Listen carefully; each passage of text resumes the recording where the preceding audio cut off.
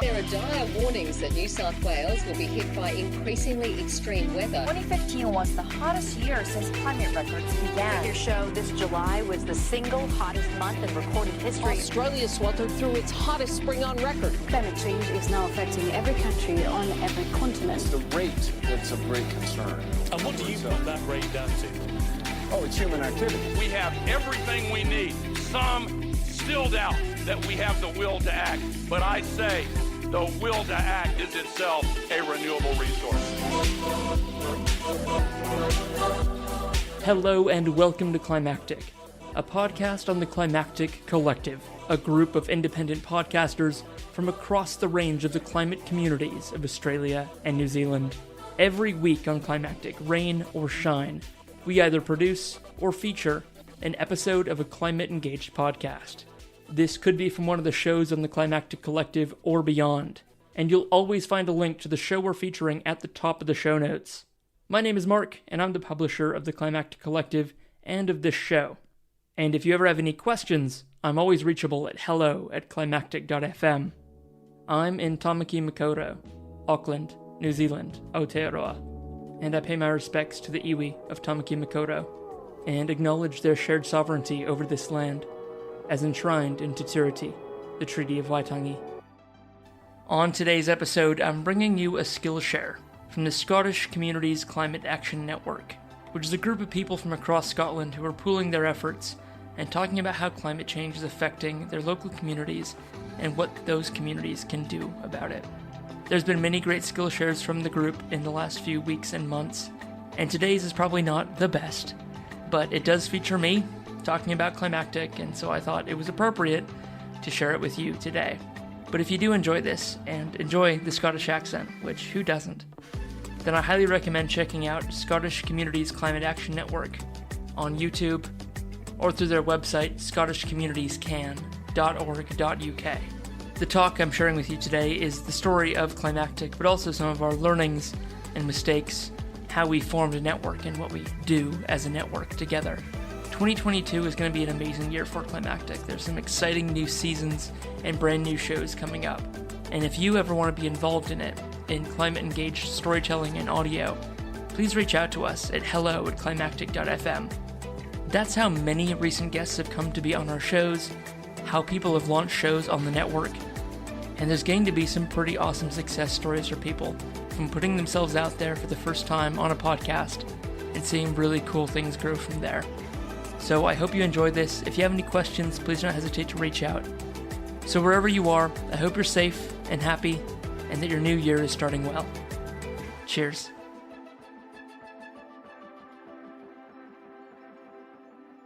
So welcome everybody to our fourth podcasting skill share, which is a part of SCAN Storyteller Collective.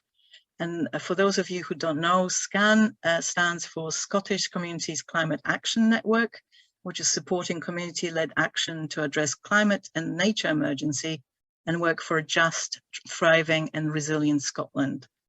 And the Storytellers Collective is very much an emerging group of Scotland-based storytellers who are using their creativity to amplify stories of community-led climate action. And we have the ambition to engage wider audiences in conversations around their concrete visions for a beautiful, irresistible change that can inspire our communities around Scotland.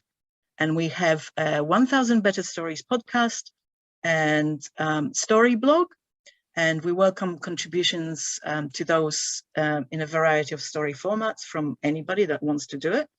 And we also currently offer mini grants to anyone who would like to make a contribution to either of these spaces. So get in touch with us if you'd like to find out about that.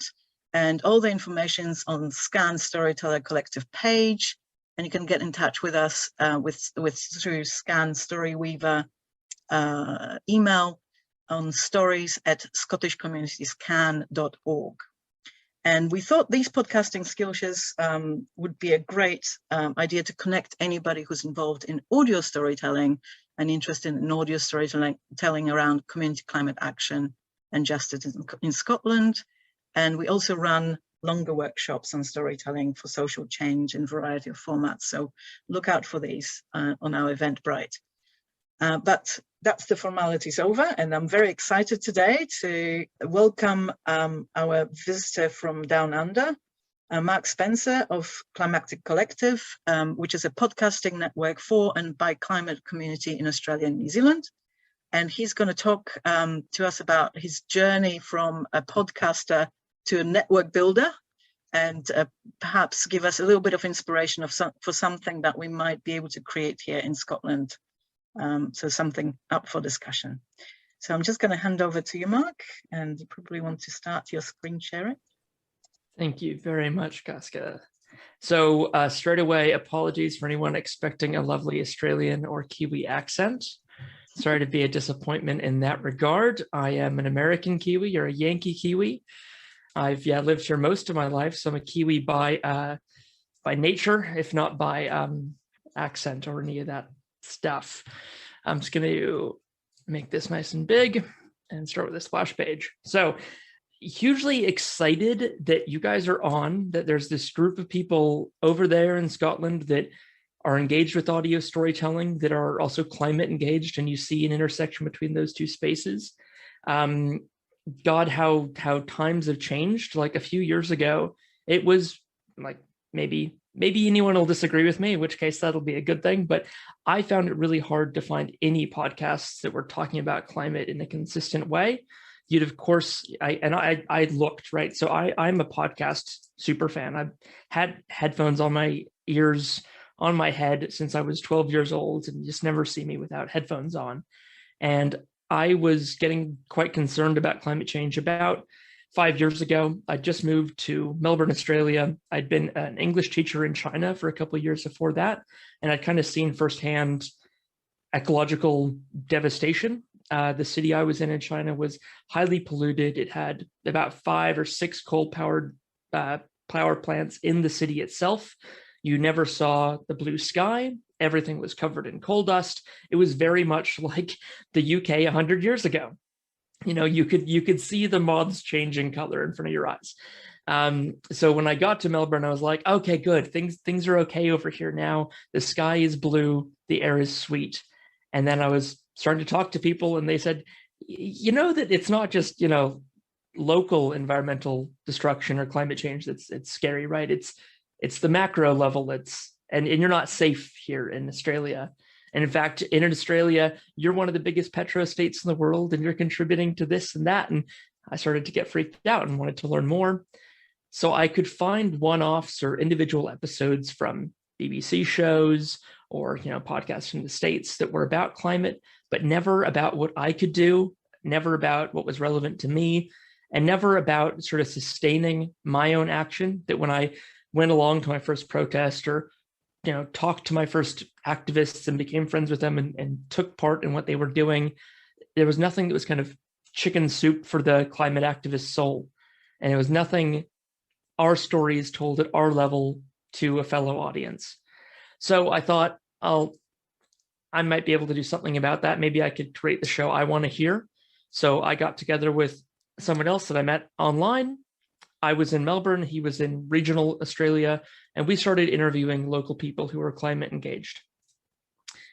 That was the Climactic Show that started Earth Day, April 18th, 2018. So we're going on our fourth year now. And yeah, since that time, since starting the show, I've joined a podcast hosting company called Omni Studio. We were bought by iHeartRadio last year, which is the big American audio corporation that I think they've got a presence in the UK. They're all over here in New Zealand. They're all over the States. So I'm the dog who caught the car, where I'm the audio fan turned podcaster turned current, customer support guy, but I'm getting into product management there. So I'll soon be like helping corporates extract revenue from audio. So there's a little bit of a mixed bag there, but yeah, I'm working in the space full time now. My one show, the way it became a network was I wanted other people to have an on-ramp into climate engaged storytelling as well.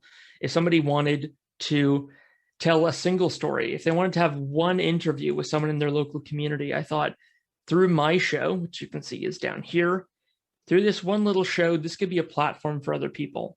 It doesn't have to be me on the show every week, but I was committed to making a weekly show. I thought consistency in this space is really important because I could find way too many other shows that started really hot, started full of enthusiasm and excitement, and fizzled out after a few episodes. And it was really disappointing to see because, of course, the topic is too important to give up on. So what went wrong for these people that they stopped? And I can proudly say that, in its fourth year, Climactic has stayed a weekly show throughout that entire time. And that's why we've got over 300 published episodes. Not because my output is huge. It's not. I've had periods of a lot of activity and periods of little activity, but because right from the start, we were a platform for other people. And the goal wasn't for me to be behind the mic. It was to get other people behind the mic. And there's one of our members here who is an example of someone who took that opportunity and ran with it. Thank you, Simon. Be more spotlight on you to come. So many of these shows, things like the Pen Pod. Pen Pod is the Postgraduate Environment Network, and it's a student group at the University of Melbourne. They started on Climactic and have spun off onto their own show, the Doctors for the Environment Australia show. This is a show from my original co-founder, Serially Curious, or myself and a PhD student in climate communication through comics. She's a very, very cool person. We just talk to people that we find interesting, and then we talk about the conversation we had with them and what we learned from it. So I was getting to the end of too many podcasts where it's like, that was interesting, but I can't remember what was interesting about it, and I can't tell anyone else what I learned from it. So we kind of try to combat that through the format itself. We've had a lot of shows come and go. There is attrition. It's totally normal. When you start a network, it is a complete numbers game. You will have one show that's consistently the biggest. It'll be the anchor show, the flagship show. You will have others peak and valley. They will have seasons. They will be on, they will be off. But one thing we've done consistently with Climactic and then these other kind of curation shows is try to have we are consistent. Something's out every single week, but what it is will be a variety. But our goal is highest quality if we can, while being accessible and relatable, and to shine a light on especially the Australia and New Zealand, the South Pacific climate community, and inroads are being made into adding shows from Fiji, Tonga, Samoa, Tuvalu, Kiribati, because we only hear about these island nations and their communities when it's journalists who are parachuted in after a tropical storm. We never actually hear what it's like from people on the ground living there and their stories. So getting more things like Climate Ready Stories, which is from the Loddon, Mallee, the arid region in the north of the state of Victoria. I know you all know Victoria, it's in the news a lot at the moment because of the Australian Open and Novak Djokovic. It's great to see more sort of community embedded, and it's community first and climate through the lens of that community, rather than here's a story about climate change and how it's maybe tangentially applicable to you in your local town. I think it's been a sort of successful experiment overall. We do have 15 active shows. We do have a few shows in hibernation. We are adding shows. But what does it mean to be a network? What do we actually do? Well, we host regular events where people get to know each other. It's a little game we played where we had people on a call from these shows, and we went through and told each other about our shows, kind of practiced that pitch of you get in a cab with someone, or back in the day where we met in person, right? Or in a Zoom meeting like this, you got 60 seconds to introduce yourself. How do you describe your own show in a succinct, clear way? It can be quite hard. So we practice that to each other. We tell each other what we like about our shows. We give constructive feedback. One thing about being in this network is like from step one, you agree to take feedback, and we all get better at giving that feedback over time, but you also have to be willing to accept it. And so we've avoided any kind of stepped on toes or any hurt feelings up until today. So hopefully that streak will continue, but I'm sure it won't. Like any group of people, there will be politics. We actually did lose a show recently, not in any dramatic fashion, just the show, which is based up in Byron Bay in New South Wales, which is quite a enclave of natural kind of organic-y, crunchy granola stuff. There's been an element of difficulty around dealing with vaccines and mandates and everything. And they had someone on, the father of permaculture, David Holmgren. And David recently was in the news for taking part in mandate protests in Melbourne. So I simply said to the host that, hey, you might want to think about going back to that episode, adding a bit of context and re-uploading the audio file just to say, hey, this was recorded before that happened. Here's the facts about it, or here's where to get more information about it. And the host decided instead to leave the group, but that's fine. He was taking his show in a more spiritual and sort of, he's about to do a van trip across Australia. So we've had one show leave quite amicably. But that kind of feels like a milestone. We're not a network until someone's left. So the model for Climactic and what I was trying to do with it being a network from the start was to have it really, really wide at the bottom, to have it really open for people who wanted to share a story, wanted to interview a neighbor, interview their cousin who is really involved in climate change, somewhere that you could put something that had a bit of an audience behind it, or you could test out your skills. You could do your very first recording. It could be their very first interview. So we would bring people in as wide as we could at the bottom. We would have a lot of collaboration happening within the collective, and then out of it would flow these great opportunities that people could graduate from us onto maybe working in this space, maybe being a professional podcaster. And I can tell you some examples of that have happened. And in large part, this model, even though it might be a little confusing to kind of figure out what's going on here, it is that, that kind of test tube that we want to take in all comers, let them sort themselves, and then really help accelerate those people out the top who want to go somewhere with their podcasting skills.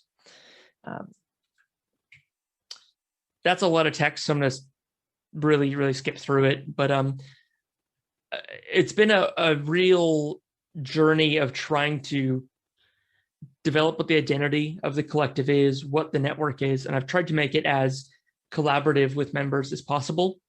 But for many of the members, they're podcasters. They've got individual shows, and these shows to them are a hobby, they're a part-time thing, and sort of the task of creating a network wasn't what they signed up for. So while I tried to make it as collaborative as possible, that also meant I was expecting it to be collaborative. And there was many times over the last few years, I was disappointed in my expectations of collaboration. So it's important to kind of, figure out what your expectations for people are and actually assess, is this realistic? Am I asking too much of people? And if so, that it's okay to change those expectations.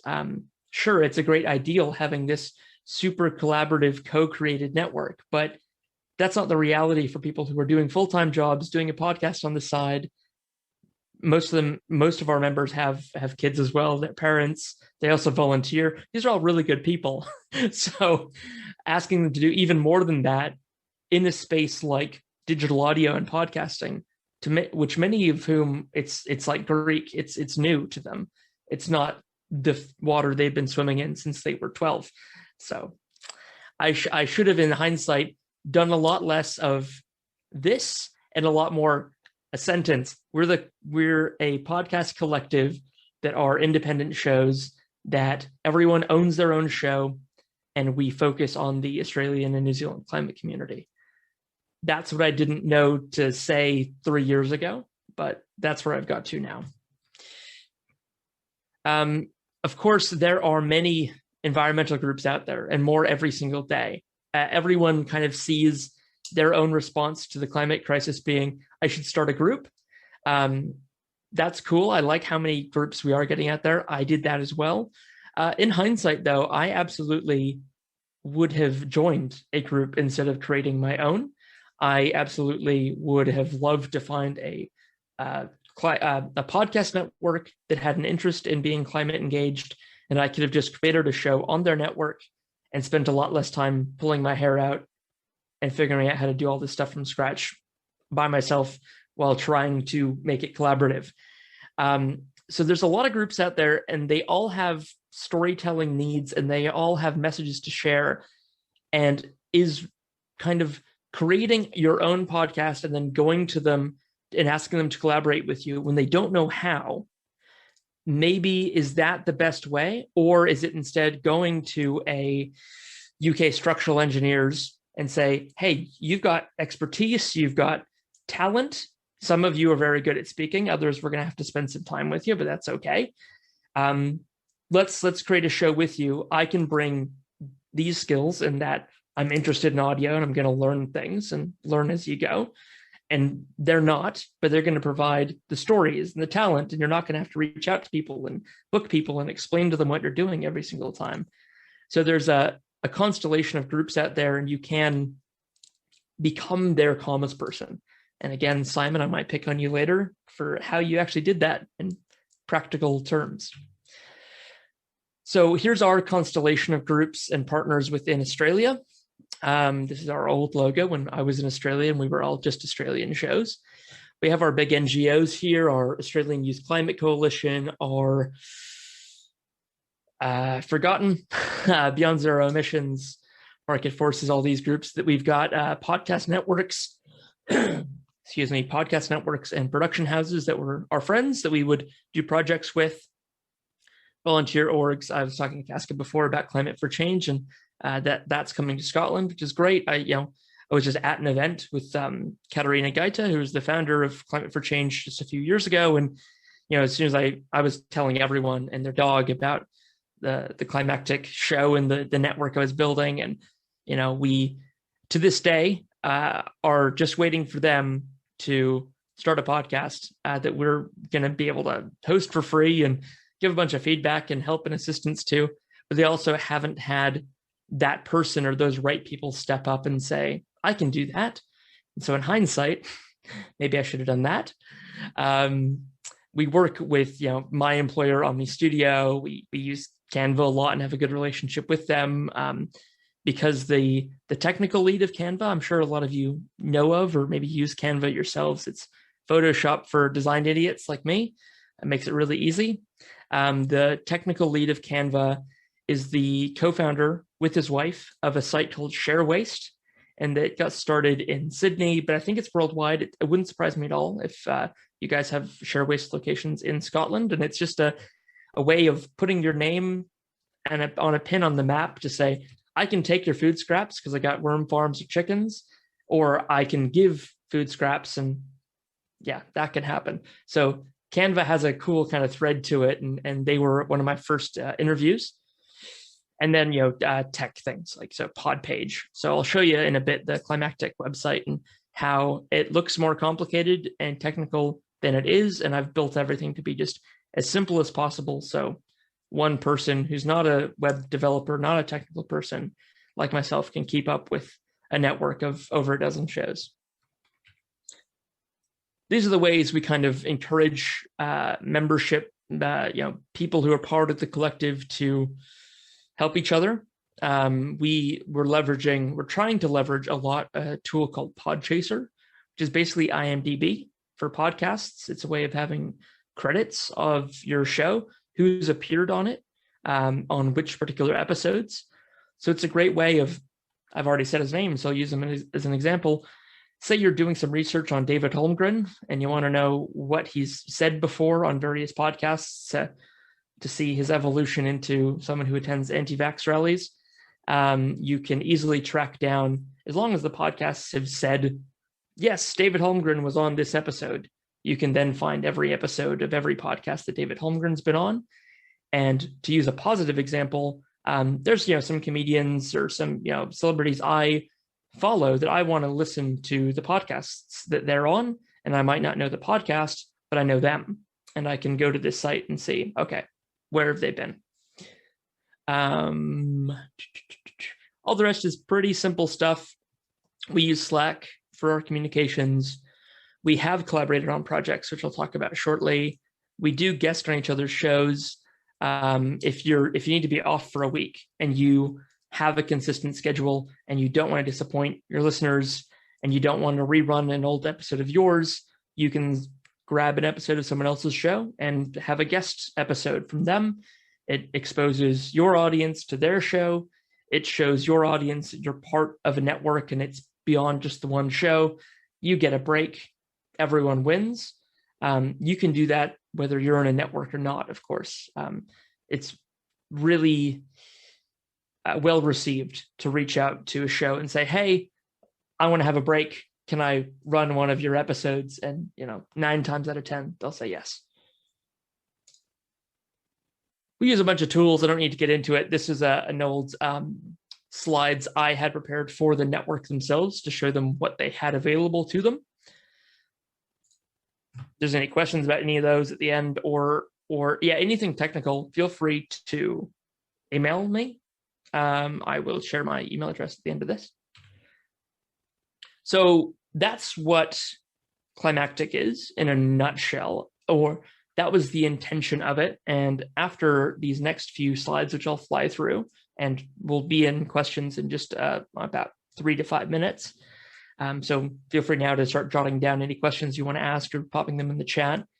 I do just want to highlight that there are dedicated climate podcast networks out there that are capital P professional podcast networks. I'll talk a little bit about them in a second. And climactic isn't at that point. I definitely had that ambition. That ambition grew over time. But where climactic is at in 2022 is we're at that still incubator level. We're still a sandbox for people, and we'll still take all comers. We'll host them for free. I've got that luxury because of my day job that I've got an account that I can just add all of your guys' shows if you wanted to. Because I think also a little bit, well, I know we're recorded. I won't say anything else on that with my day job. This is the shows on the Critical Frequency Network. This is Amy Westervelt, and well, it's mainly Amy. She is a climate journalist. I've had some interactions with her personally. She can be quite prickly, but the thing she's built is really cool. She's got this show called Drilled, which is brilliant. It is, okay. Who is a fan of true crime, or who knows, like, I've given it away now. What's the #1 podcast genre? And is every single time you look at stats, true crime. How do you get people who care about true crime to care about climate change? Well, you make a true crime show about what the fossil fuel industry knew when and the big cover up. And every season they do a different investigative topic. The latest was on BP and the Amazon, and it's fantastic. So yeah, very, very good. And not all of these shows are climate engaged. Some of them are sort of, shows from creators who were female identifying. Some are about, democracy topics and everything. But there is a professional network out there. They centralize ad sales. They kind of function in a way that these people are at least semi-professional podcasters. Some of them have the ambition of being full-time professional podcasters. So that's like a bar of, there is a network out there of quality climate engaged shows. I definitely had my eyes on Crooked Media. Some of you guys might listen to Pod Save America or know about this network. There's also Wondery that was bought for $1 billion from Amazon. So there are professional networks out there I definitely had my eyes on, and that now in the course of my day job I work with. And climactic could have headed down that track, but that requires a level of professionalization and also structure and limitation being placed on members that at the end of the day I didn't commit to doing. So just to compare what everything I've said about the network and real networks out there, this is what we're not. But there was definitely ambitions at the start. And yeah, just to say, like, you know, I'm preaching to the choir, and I haven't said anything about climate really except for my preamble, but of course you all know this, but the media coverage of the climate crisis that is related back to our everyday lives is minuscule and piddling. And I love how much Don't Look Up has shown a light on how bad a job media does about this. But whenever people criticize media now, I do, even though I'm such a baby podcaster compared to anyone with, you know, a millions of sized audience, but I make media and I know it's hard. So I am a bit more sympathetic for the plight of the media, because you do want your content to be engaging, for people to like it. And how hard is that with a topic like climate change? So I know it's a tightrope walk we all walk, but it matters. And you're all doing yeoman's work. Other things, just to show you, this is my last slide. One collaboration project that we did with myself, Eve, that PhD student who does comics, my friend Sean Marsh, who's a brand designer. He did a first season of his show. So a quick story about my friend Sean Marsh. Sean was the brand manager for a superannuation fund in Australia called Future Super. It's like a green super fund that doesn't invest in fossil fuels and weapons and all the amazing things that other superannuation funds do in Australia. He had a project with them called Not Business as Usual, which encouraged businesses to strike or allow their employees to strike along with the climate strikers. Back when the school strike started, they got hundreds of companies with tens of thousands of employees to commit to that. You know, all your typical suspects of Patagonia and Atlassian, all the sort of progressive companies, but then a bunch you wouldn't expect. So I knew that Sean had an eye for this kind of thing. So Sean and I got together and had this campaign called Podcasters Declare. I'll just show it to you quickly, which is still up there. And it's something that you can all join as well if you'd like to put your names to it. I think many of you have, which I really appreciate. But we wanted to convince Apple to add a climate category to their podcast directory. Because right now, how do you find climate shows? It's word of mouth. It's very scattered. There is no central place. So we had 1,300 podcasters sign this letter. We got coverage in the New York Times and the ABC. It's freaking awesome. Apple didn't do anything, but I'm so proud of this campaign. And I've heard that, again, I'm being recorded and this is going online. So signs are positive that things will happen in future. Yeah, this is the kind of thing we do out of the Climactic Collective, because we've got to know each other and cool stuff happens. Other cool stuff in the podcasting space is the podcast taxonomy, which is, I know how hard it is to talk about what's a role, what's a producer, what how do I do credits, what should people get paid? So they've got a white paper here you download, and it is just a taxonomy. It is the definitions of all of these titles and roles and these words that are unfamiliar to us when we just get started. But because podcasting is this melding of the radio industry, elements of TV production, and the audiobook world as well, this is, yeah, fantastic. The partners that have pulled it together. I wonder if our team is on here. My name won't be, but I've contributed. Oh, no. See, my boss is there, and I answered those questions. It's a great resource. I'd highly recommend checking that out. And then Podcasting Seriously, which is just a small, it's kind of what you've got access through SCAN.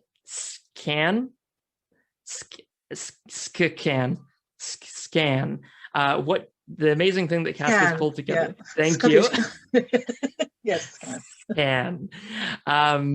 The grant funding and like the micro funding, which is so useful when you start a project, because what if you need a mic? What if you need some gear and you're just getting started? Like, are you going to do it all, or you need to travel somewhere for an interview?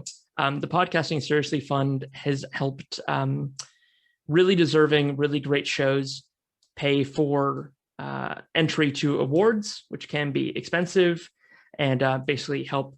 Again, this is a sort of female and gender diverse focused awards fund, but just showing you that there's cool stuff happening in the podcast industry, and it's not all corporates yet.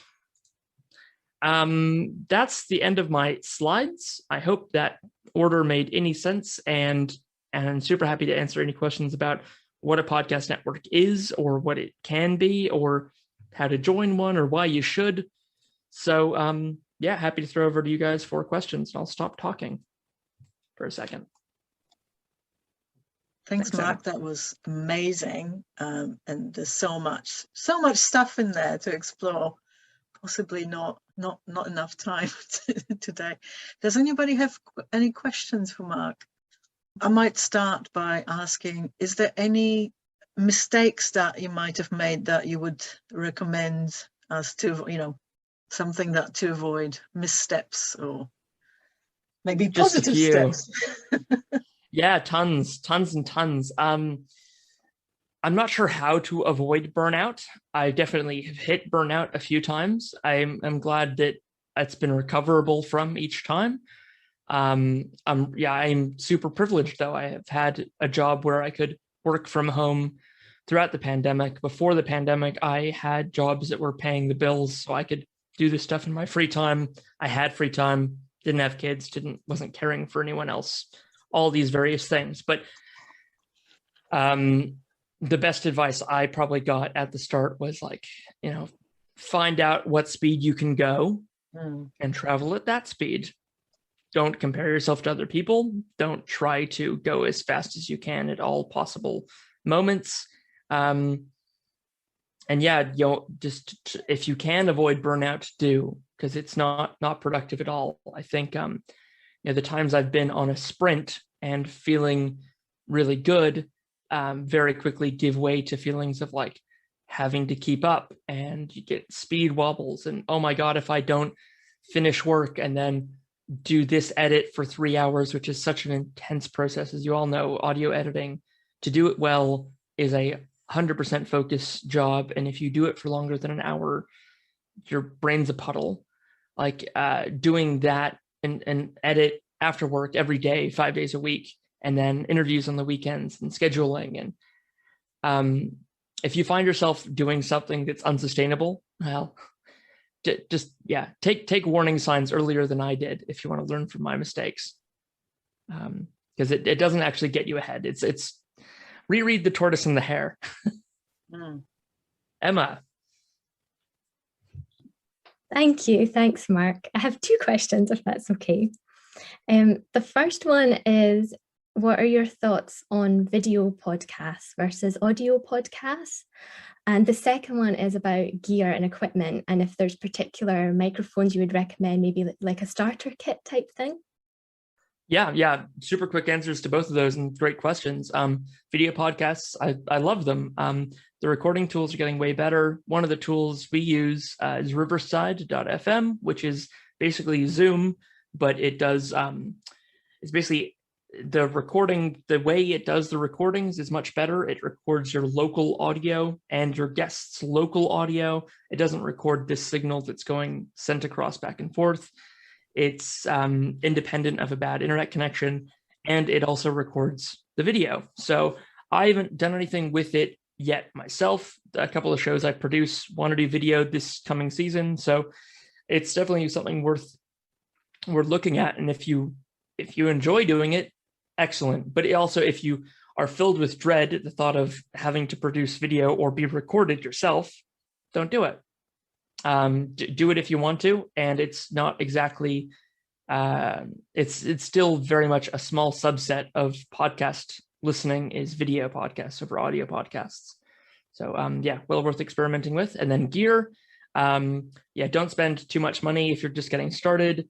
I bought in the UK a Samson Q2U I don't have it on me, but it's like a handheld mic.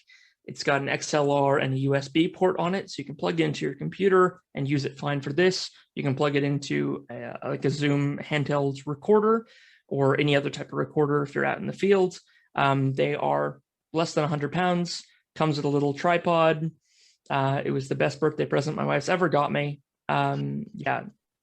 And then from there, the gear you get is going to completely depend on what your use case is and what you need it for. So there's no kind of general rules around that. It's all context specific.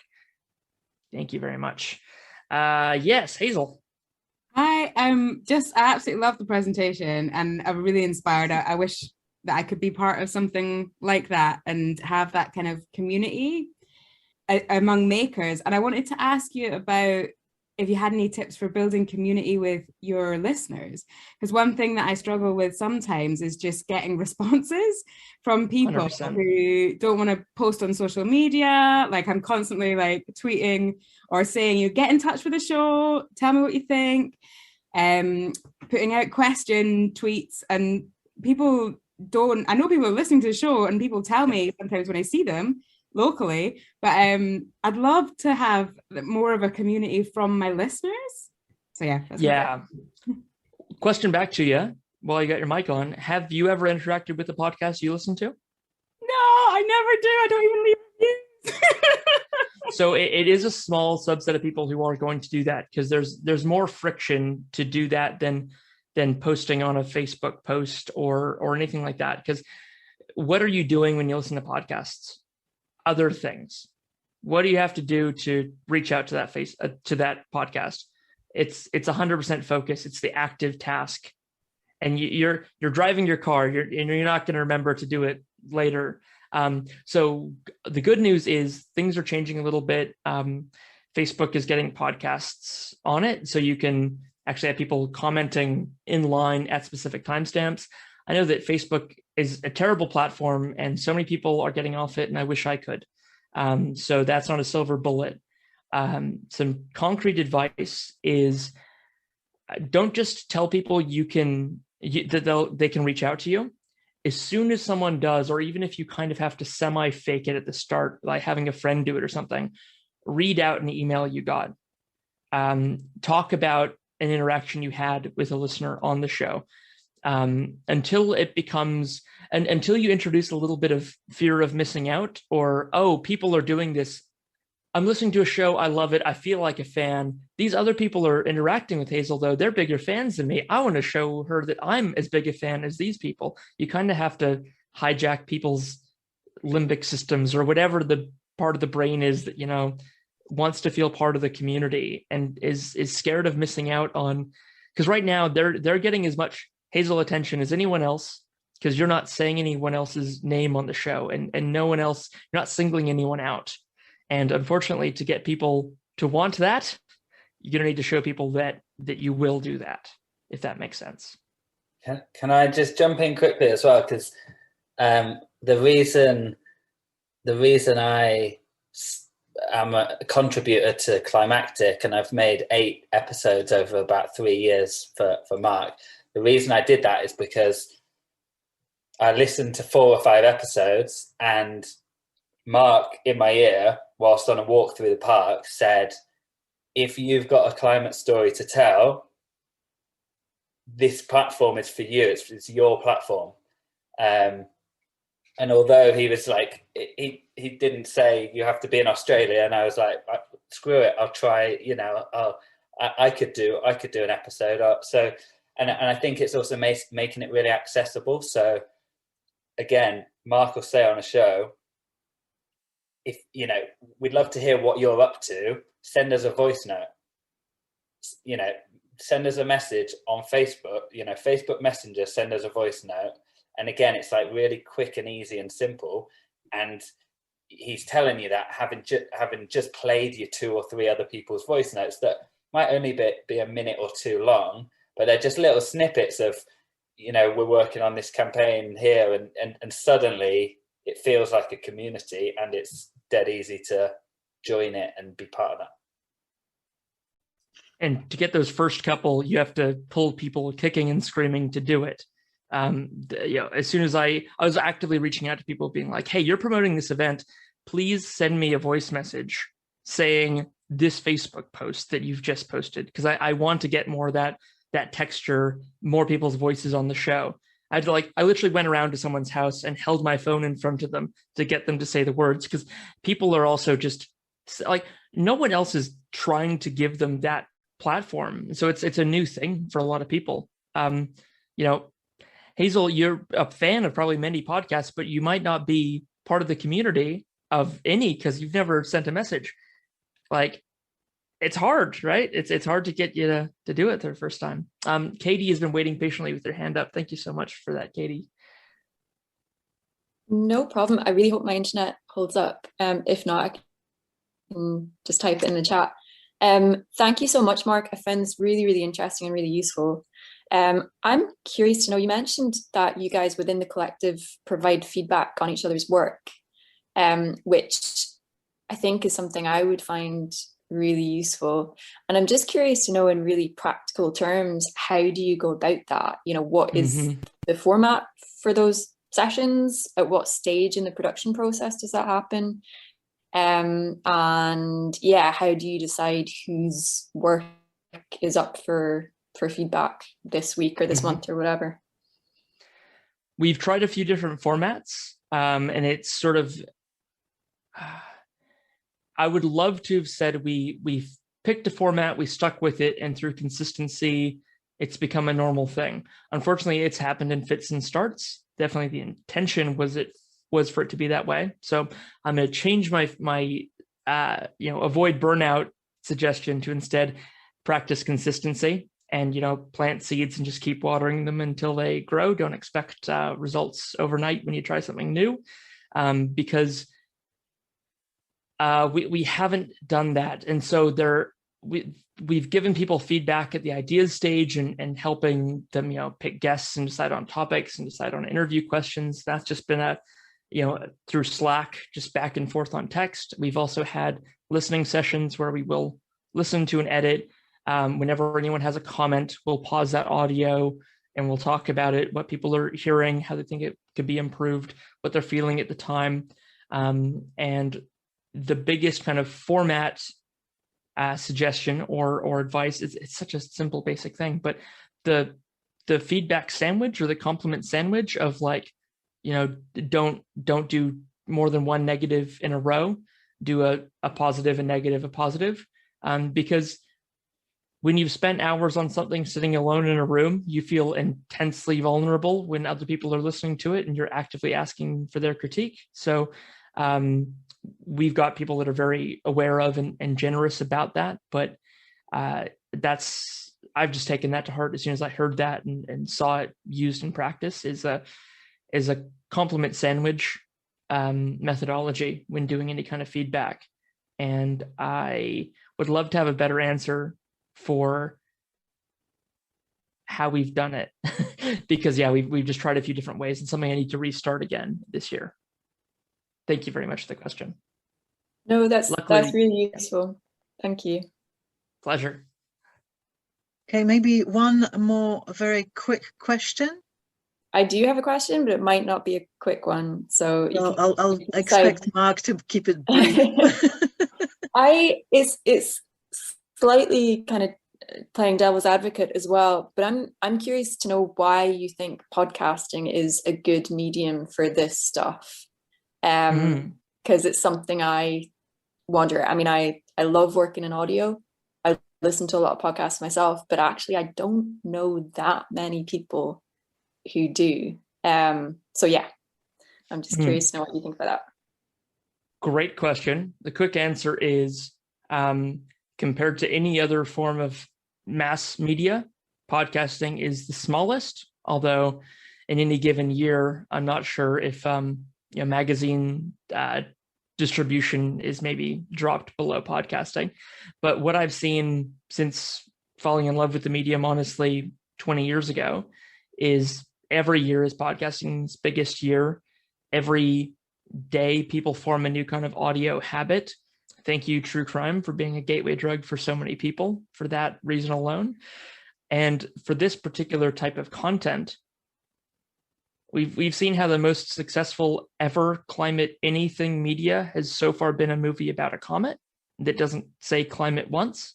It's really hard to do climate media, but it's less hard, I think, in audio without constraints like podcasting than any other medium, because you can't help but feel a connection or form a connection when it's well done with someone who's speaking in your ears. So it's the widest door we have available to us for climate storytelling through the ears than anything else. So a one line is, podcasting is going to keep growing. If you want to be a huge name, it's hard in podcasting. If you want to develop a huge audience, it's hard in podcasting. But if you want to help a small group or a group of people who self-select and really care about what you do, then podcasting is the place for you. And I want to again thank Casca and the Scottish Communities Climate Action Network for having me on to do that. It was so great to talk to fellow makers in a place like Scotland who are so excited and enthused and doing great work. It really filled my own cup doing that. So it was a lot of fun. I hope you took something away from it and enjoyed it as well. If this has inspired you at all to get involved in climate-engaged audio, please do reach out to hello@climactic.fm. If you want to reach a specific podcaster on the Climactic Collective, just let us know and we'll be happy to put you in touch. Or if you have an idea and want to launch your own show, if you want us to help you host it, or if you want to bounce an idea off of us, we're going to be hosting regular catch-ups at least monthly for the remainder of 2022. So do just let us know if you want to come along and talk podcasting and climate-engaged audio. All right, until next time, hope you have a great week. We'll be back, of course, every week with another episode on the Climactic feed. If you have any recommendations for us of things that you think we should feature, please just let us know. And if that's not enough content for you, well, we've got a whole network, of course, at the Climactic Collective. So check out climactic.fm to find all of those shows. The Climactic Collective.